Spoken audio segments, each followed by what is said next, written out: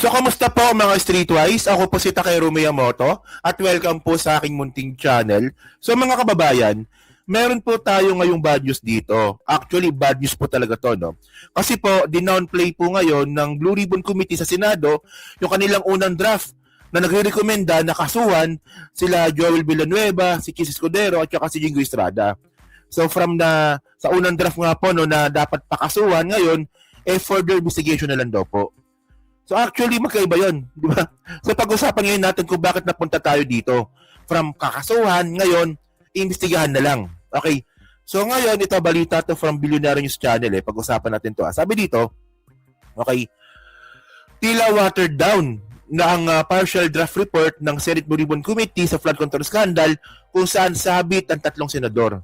So alamin natin to kung bakit, no? So pakinggan ngayon natin yung report ng Billionaire News Channel. So ito. Panoorin natin to Jing. Ang partial draft report ng Senate Blue Ribbon Committee sa flood control scandal kung saan sabit ang 3 senador. Alamin kung bakit sa agenda report ni Hannah T. Binabago raw ngayon ang wordings ng partial report ng Senate Blue Ribbon Committee sa flood control scandal. Laman ng committee report na ito ang posibleng plunder, graft, bribery at iba pang offenses ng 3 incumbent senators na sina Chis Escudero, Jinggoy Estrada at Joel Villanueva. Dawit sila sa iskandalo matapos lumitaw ang mga paratang na sangkot sila sa kickback scheme. Unang lumabas sa draft report na nire-rekomendang masampahan sila ng kaso. Pero sabi ni Lacson, mapapalitan ito ng rekomendasyong maisalang sila sa preliminary investigation. In-specify na lang natin. Ayan so tinan ninyo nakita yung pagkakaiba. Nung una, kakasuhan. So ito yung nakalagay dito, no? So putulin muna natin yan. Lipat tayo dito. So ito yung unang draft report nila. Malinaw naman nakalagay dito Ito na ba yan? Yan, ito Ang linaw naman ang nakalagay dito. Ito yung una. So sabi dito, okay, recommendation for the filing of criminal charges. So criminal charges talaga nakalagay. At syempre, non-bailable case po ito. O di ba? So sabi dito no, former si Saldico nga di ba, tapos si Bong Ripila nakakulong na. So ito malupit no, si Jingo Estrada, Joel Villanueva at saka si Chis Escudero. 'Yon. So ngayon, ang tanong ngayon natin dito mga Streetwise no, from the draft na sinasabi nga pong kakasuhan sila dapat na non-bailable case, bakit ngayon nauwi po tayo sa iimbestigahan na lang po sila? At ang tanong dito, pag yan, inimbestigahan ba yan? Matutuloy ba yan? Kaya nyo bang kasiguhin yung kapwa ninyo senador? At in the first place, mga kababayan, no, it's all about politics. No, ako hindi ko naman masisisi si Senator Ping Lacson kung bakit nangyari sa kanya to, na yung kanyang unang draft ay nagbago. Kasi nga po, sa Senado nga po, it's all about politics. Sige, babalikan natin yan yung sinasabi natin. So, puntahan mo natin to ulit, itong sinasabi nga po ni Senator Ping Lacson. Okay, sige. Investigation. In-specify na lang namin na salit na instead of using the word charge to be charged, to undergo preliminary investigation, to undergo fact-finding investigation, to undergo case build-up, yung ganon. My own colleagues... So, kasi nga mga Streetwise to, kung ebidensya na naman yung pag-uusapan, nandun na pa sa Blue Ribbon Committee yung ebidensya Di ba? Andun na Andun na si Yusek Bernardo. Andun na si Henry Alcantara. Di ba sila Bryce Hernandez, no? Nagbigay na nga po ng statement under oath. O bakit di pa kapakasunod? Sige na nga. Intindihin na lang natin. Ganyan po talaga yung takbo ng politika sa Pilipinas. Babalikan natin ulit yan. Sige, continue natin. Sige. Majority, nagsuggest sila, baka naman pwedeng isopen natin, na hindi masacrifice yung intent.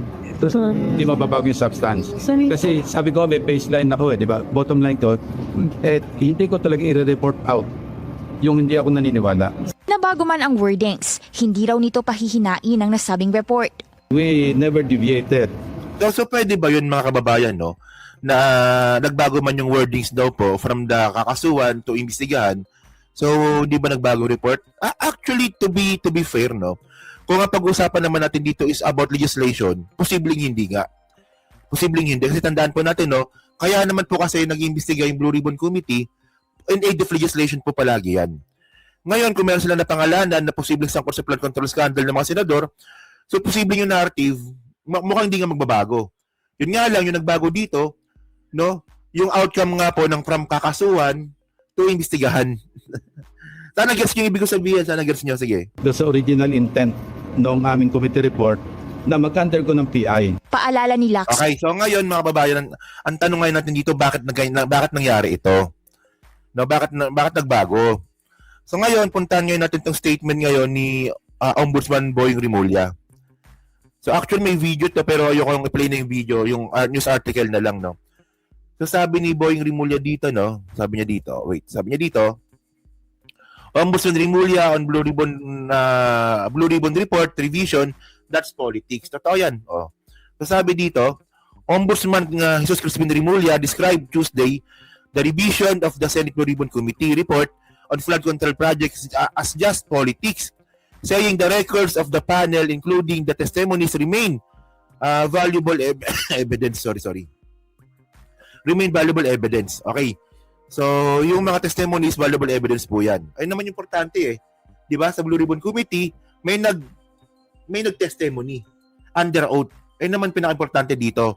At magagamit po yun sa kaso nga po ng 3 senador po na to. Sabi niya pa dito, no? Okay, that's politics. What is acceptable to all? Rather, most important thing, may mga pipirma para hindi isama ang pangalan. Pero at least, yung pagkapangalan sa kanila, yung records ng Blue Ribbon Committee and testimonies are intact. The report is really anticlimactic. Alam na natin ang nangyari. Rimulya told reporters here during press conference at the sidelines of the Office of the Ombudsman. Actually, anticlimactic naman talaga, no? So ngayon, ano ba ibig sabihin ni Boying Rimulya dito? So sinasabi nga po ni Boying Rimulya dito, kasi Blue Ribbon Committee report po yan, hindi po yan mabubuo kung walang pipirma. At syempre, kung papapirman mo yan sa kapwa mo senador, may request yung mga yan. Na, oy, teka lang, kaibigan ko si Cheese. Baka pwedeng baguhin mo yung wordings. Oy, teka lang, kapatid ko si Jinggoy. Kahit di kami magkasundo niyan, kapatid ko pa rin yan sa dugo. Baka pwedeng baguhin natin. Wag na lang silang pakasuhan. Wag na lang natin sila i-recommenda na kasuhan. Kundi, imbestigahan na lang natin. That's politics. So ngayon, masisisi ko ba si Ping Lacson kung bakit binawing wordings? Actually, hindi. Kasi that's the system. Ayun ang bulok na sistema po sa Pilipinas. Kasi mga streetwise to, kung hindi po gagawin ni Ping Lacson yan, mas malaking damage po yan. Kasi tinan nyo to ito, balita, ano to chismis to ni Sus Palsis Sabi niya dito, kung sa Senate co-op attempt was all about saving Escudero Estrada Villanueva. Actually, totoo ito no? Sabi ni Sabi ni Sus Palsis po yan. So, yun nga po mga streetwise, no? So, syempre, alam naman po natin yan, no? Na meron kasing, alam naman natin yan, na merong unwritten law itong mga senador natin, no? Na walang tirahan. Yun nga lang, no? Medyo talagang nanindigan si Lacson dito, pero ang ending naman pala, dahil sa politika, papalitan. Ay, nako, no? So, ito, basahin ko lang ulit, So, sabi dito ni Sus Palsis, no? Senate co-op attempts was all about saving Escudero Estrada Villanueva. So, actually, mukhang ito talaga totoong nangyari dito. Na, ito, sabi dito, basahin natin The reported attempt to change the Senate leadership appeared to be about blocking the Blue Ribbon Committee draft report that could have charged Senator Chis Escudero, Jingo Estrada, and Joel Villanueva over the flood control scandal, according to political analyst Sus Palsis. So, para sa akin, mukhang ito talaga yung totoong rason kung bakit talaga nagkaroon na naman ng posibleng pagpalit ng Senate leadership noong nakaraang linggo. Kasi, nga naman, di ba, nakita nyo naman, di ba, na, ay, puta, nandyan si Cheese, nandyan yung pangalan ni Cheese, si Jinggoy. So, kudeta tayo. Di ba? So, ibig sabihin nito, no, itong mga senador natin, apparently, sad to say, na hindi talaga sila para sa taong bayan, no? Andyan sila Pero meron silang unwritten law na walang tirahan at saka protektahan tayo. Kasi naalala ko lang isang beses, no, kukwento ko lang, no. Nung isang beses nga po, no, nung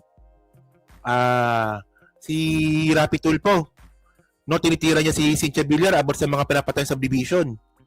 So sabi ni Rapi Tulfo, no, na maraming mga sakahan na ginagawang subdivision ng mga bilyar. So si Cynthia Villar, sabi niya, ako'y nagulat dahil kapwa ko senador, tinitira ako. So at least you get the point, no, na talagang may ganyan po talagang unwritten law yung senador, yung senado natin na wala tayong tirahan dito kasi para-paras naman tayong gumagawa ng pangungurakot dito. Para-paras na tayong gumagawa ng racket dito. Pag tinira niyo ako, magtitirahan tayong lahat. So pangit nga naman 'yon. 'Di ba? Sa tingin ko ay ayan ang dahilan diyan eh. 'Di ba? Sa laki po ng budget po na nakukuha ng Senado natin, tapos ito lang makukuha natin. No? So, ewan ko ba, ano ba, dapat ba, with due respect kay Ping Lacson at kay Tito Soto, no? Hindi ito rekta sa kanila, rekta ito dun sa sistema. So, pag ganyan ng ganyan, well, dapat na sigurong buwagin yung mga yan. Kasi hindi na para sa bayan eh. Para to sa interest nila eh, di ba? So, yun nga lang, no? So, ulitin ko lang, nakakalungkot lang po talaga na yung inaasahan nga po natin na draft report na pagrekomenda na kakasuhan nga itong mga hayop ng mga senador po na to, eh mukhang hindi na po matutuloy. Mukhang ang recommendation dito is further investigation na nga lang daw po. Di ba? Sa lakas na ebidensya kay Keith, further investigation. No? So yun mga kababayan. So kayo po, ano masasabi nyo nga po dito sa bagong nga pong draft na lumabas ngayon na hindi na raw po kakasuhan itong mga senador po na to, kundi imbestigahan na lang daw po siya. So kayo ba? Agree ba kayo doon? No. Yun lang, so pa-comment lang po sa baba at binabasa ko pong lahat yan. At syempre, dyan sa Team Replay. So pa-like, pa-subscribe, di makalabisan, pa-share na rin po ng content natin ngayon. So thank you mga kababayan, kita na lang ulit tayo sa susunod nating content. So thank you, salamat and bye.